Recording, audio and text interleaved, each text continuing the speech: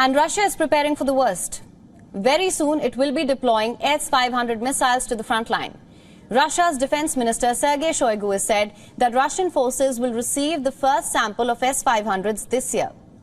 S-500 is Russia's new generation air defence missile system. Its samples will come in two modifications. The first one will be the long-range air defence missile systems. The second will be the anti-missile defence complexes. Some experts believe this Russian system is superior to the American THAAD, which is short for Terminal High Altitude Area Defense System. Now, we're not going to count the chicken before they hatch, but we can certainly talk about specifics with regards to the S-400. For example, who are the makers?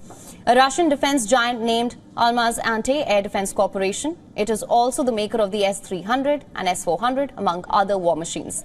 The S-500 is an advanced version of the S-400. The weapon system is designed for intercepting intercontinental ballistic missiles and hypersonic weapons, for early warning against airborne threat, also for jamming aircraft control.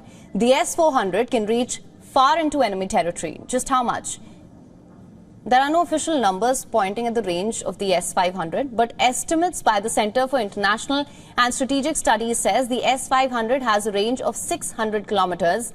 Other estimates of the range of S-500 are around 500 kilometers. Either way, it's quite a leap from its previous versions. S-300 has a range of 150 kilometers, and S-400 that has a range of 400 kilometers. The S-500 system can intercept incoming threat at an altitude of up to 200 kilometers. It can launch several interceptor missiles. The 40N6M, for example, is for intercepting aircraft and cruise missiles. The new 77N6 and 77N6N1 is for countering ballistic missiles. It is estimated that Russia began developing the S-500 missile systems as far back as 2010. The following year, it unveiled plans for two new plants to produce the S-500. These plants were opened in 2016. Production began in 2019, and in 2021, the Russian Defence Ministry, it signed a contract with the Almaz-Antey for the supply of over 10 S-500s. And just how much do these systems cost? Again, as per estimates, anything up to $2.5 billion. Once deployed, which countries will be within the range of the Russian S-500? Why are we talking about this? Isn't S-500 a defense system?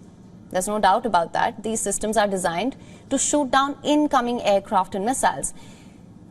But look at what's happening in Ukraine. Reports say Russia has used the S-400s to bomb Ukrainian cities. So the template has been set here, which brings us back to the question, which countries are within the range of the S-500? Now, if we consider its range to be 600 kilometers, then Moldova is well within the S-500's range if places in Russian-occupied Ukrainian territories like Nova Kakhovka. If deployed in Belarus, Poland falls within that range. One wonders, how will NATO be looking at these developments? And speaking of red lines, the United States may have crossed a new Russian red line in Ukraine. While the world was focused on the crisis in West Asia, America was quietly shipping long-range ATACMS to Ukraine. It seems that the United States had not completely left Ukraine out to dry. But remember, ATACMS are long-range missiles, missiles that can potentially be used to hit deep within Russian territory. That's crossing a red line as far as Russia is concerned. A red line that the US didn't dare cross in 2 years of war. That is until now. How will Russia respond to this? Will it respond by hitting NATO countries? Is the United States ready to take on this new challenge? Will these new American weapons help Ukraine defend itself, or will it fuel a longer, bigger war in Europe? Here's what we know so far. On Wednesday, a top Washington official informed the press that the United States has been secretly shipping long-range ATACMS missiles to Ukraine for use in its battle to fight off the Russian forces. This happened in recent weeks. The missiles were contained in a $300 million military aid package for Ukraine that the US President Joe Biden approved on the 12th of March. The US official who revealed this news to agency Reuters on condition of anonymity did not say how many missiles were sent to Ukraine. Now, at a press briefing on Wednesday, White House National Security Advisor Jake Sullivan confirmed that a significant number of the missiles had been sent to Ukraine. He said, "We will send more." I'm able to confirm, as you've heard from others, that in February, the President directed his team to provide Ukraine with a significant number of ATACMS missiles for use inside Ukraine's sovereign territory. That shipment started moving in March as part of the PDA that the President authorized on March 12th, and those missiles have arrived in Ukraine. As I said in my opening comments, we've already sent some. We will send more now that we have additional both authority and money. I'm not going to get into specific numbers for operational reasons. Now, Sullivan said that Ukraine has committed to only use these weapons inside Ukraine and not in Russia. Ukraine has also started using them. In the early hours of the 17th of April, Ukraine used the ATACMS for the first time by launching the missiles against a Russian airfield in Crimea, about 165 kilometers from the Ukrainian front lines. Quick background information on the ATACMS as well. ATACMS, it's the acronym for Army Tactical Missile System. It is a tactical ballistic missile produced by Lockheed Martin. The longest range variants of the missiles can fly up to 190 miles. Quite impressive. It is one of the most powerful missile systems available. Here's what else you must know. 2 months prior to Russia's deployment of troops into Ukraine in 2022, Moscow, it had sent a list of demands to NATO. The demands included that NATO refrains from conducting any military activity in Ukraine or other states in Eastern Europe. Additionally, NATO was prohibited from using missiles that could reach the territory of Russia. Regarding the first demand, remember, NATO responded to Russia's aggression by deploying more soldiers in its eastern flank instead of pulling troops from that region.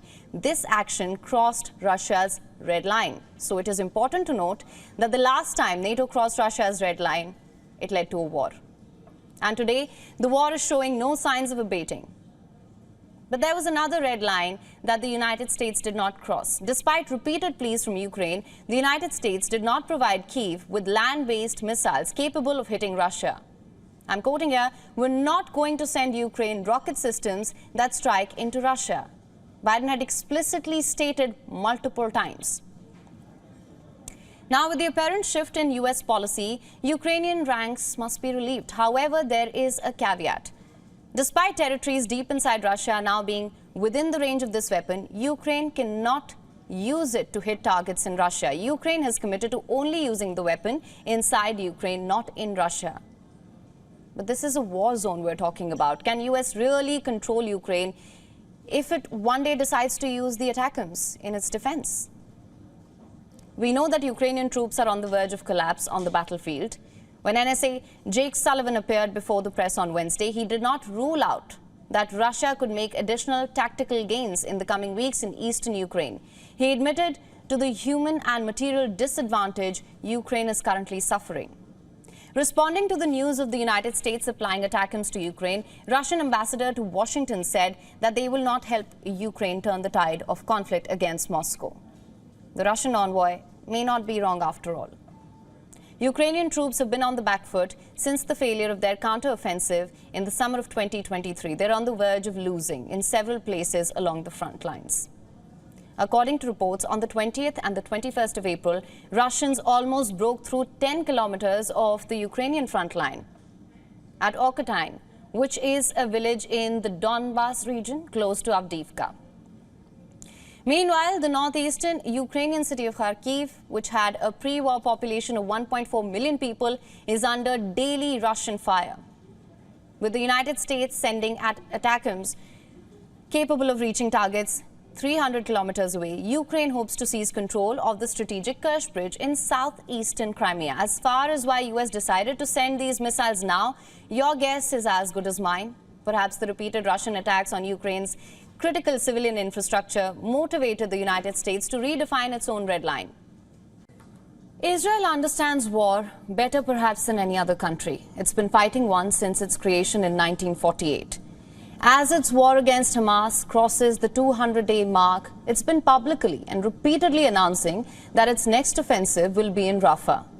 This is where Palestinians driven out of destroyed Gaza have taken shelter. That's not a mystery, although combatants rarely make their intentions so public. The big question and the big mystery is, why is Israel holding consultations about an offensive against Arab Palestinians with Arab Egypt? What is this mystery? Why are Ronen Bar, who is the head of Israeli security agency, the Shin Bet, and Lieutenant General Herzi Halevi, who is the IDF chief of staff, in Cairo and discussing what will happen? Has Egypt become an ally of Israel against Hamas? That's clearly not so. Then why is Israel discussing war preparations against Palestinians with Egypt? What are the two talking about? Well, let me first bring you up to date with the latest events here. Preparations for the Rafa offensive are in full swing. 2 reserve brigades of the IDF are being deployed to Gaza. Tents have sprung up in at least 2 places, the west of Khan Yunis and near Rafa. The invasion of Rafa is now just a matter of time. Israeli media says it's going to happen very soon. But mysteries remain, and we're addressing them tonight. Starting with the question, what will the offensive look like? IDF has said that the reserve brigades that are being deployed to Gaza have practiced battle technique and learned the main insights and lessons from fighting and maneuvering in the Gaza Strip so far. Basically, what we're staring at is a full-voltage, deadly urban warfare. Just look at where Rafa is. It's in the south of the Gaza Strip. To its north is Khan Yunis, to its south is Egypt. The North Sinai Governorate, if I must be more specific here. Rafa shares a border with Egypt. Rafa is also the only city in Gaza that the Israeli military has not entered. Why then does Israel want to go in now? What is the point of the Rafa offensive? Israel claims Hamas is camping in Rafa. The IDF claims there are 4 Hamas battalions in Rafa. Of course, there is no way to verify this claim, but I will tell you what's verified and what's true. Over 1 million Palestinians are sheltering in Rafa. They are living in camps in Rafa, not voluntarily. Israeli military made these Palestinians move to Rafa when the war began. The IDF dropped pamphlets in northern Gaza asking people to leave, to move to south. The north wasn't safe anymore, they were told. It would be bombed. So these Palestinians packed what they could and walked to Rafa with young children and aging parents. These people became refugees in Rafa. Now Israel wants them to move back. It says Rafa is not safe anymore because it will be invaded and raided. Where will these people go?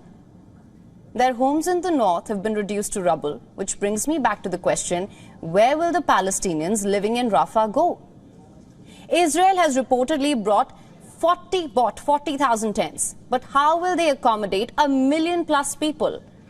Also, where is the guarantee that these tents won't be caught in the crossfire? Here's what we know so far about the Rafa offensive. First, civilians will be moved to Khan Yunis and the coastal area of Al-Mawasi. 2, Israeli troops would reportedly enter Rafa in stages. 3, the operation would be gradual. The IDF would be going neighborhood by neighborhood. Israel is not looking at an all-out offensive. At least that is the plan. American media reports say the IDF presented to the US Department of Defense in a Microsoft PowerPoint presentation. That was the plan. 4, reports quoting Egyptian officials say the fighting may last about 6 weeks. How do you think Egypt knows this? Because Israel has been discussing the Rafa offensive with Egypt for months now. Now, yesterday, Israeli officials visited Egypt. Ronen Bar, who is the head of Israeli security agency, the Shin Bet, was in Egypt. The IDF chief of staff, Lieutenant General Herzi Halevi, was in Egypt. This is the second time these 2 men are visiting Egypt since the start of the war. Their last visit was in mid-February. Back then, too, they had discussed Rafa. Who did these Israeli officials meet this time? Egyptian intelligence chief Abbal Kamel and Egypt's chief of staff Osama Askar. You see, what's happening here is unprecedented. When was the last time you saw Israel discuss an Arab offensive with another Arab country? I'll answer that for you. Never. So why now? Was this discussion a part of some back-channel deal? Last week, the US Secretary of State Antony Blinken said that the United States, and I'm quoting here, cannot support a military operation in Rafa. Cut to today. US President Joe Biden has signed a $94 billion foreign funding bill. Who benefits? Ukraine, Taiwan and Israel.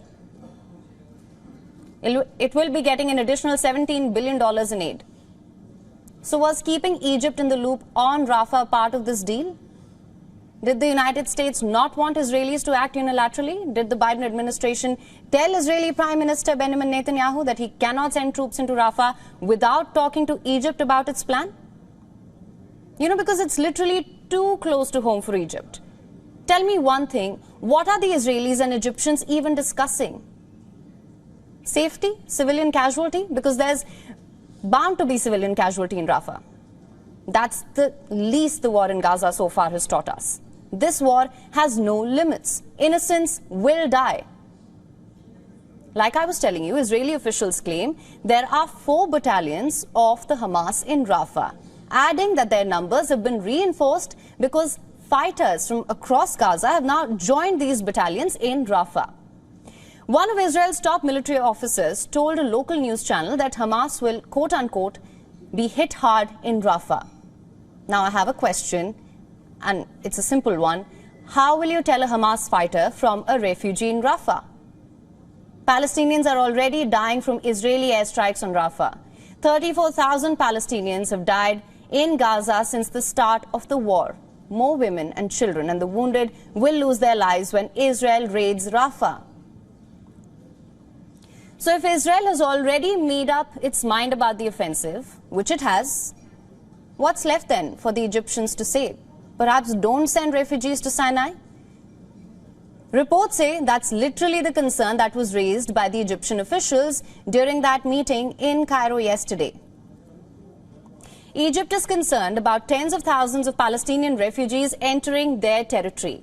They're talking about a possible breach of the border. They're talking about the possible endangering of Egyptian security.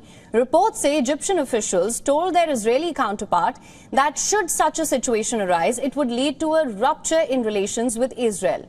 Egypt has warned that the refugee situation could also jeopardize the peace agreement between the two countries. And you know what's strange? All parties here are getting a say, even those who are not involved or affected by this war. But the people who are actually in the front line, whose homes are being bombed, whose loved ones are being killed, they have no say, they have no choice. They must move from the north to the south and now back to the north, all within 6 war-torn months. Also, no one is guaranteeing their safety. Just FYI, fighting has renewed in parts of northern Gaza. So that's an overview of the strange mystery of the Rafah offensive. What is Hamas saying in all of this? One of its top leaders, Khalil al-Hayya, said that Hamas is ready to lay down. In return, an independent Palestinian state must be established along pre-1967 borders. In short, Hamas is demanding that the two-state solution be implemented. Is Israel interested? Currently, its focus is Rafah.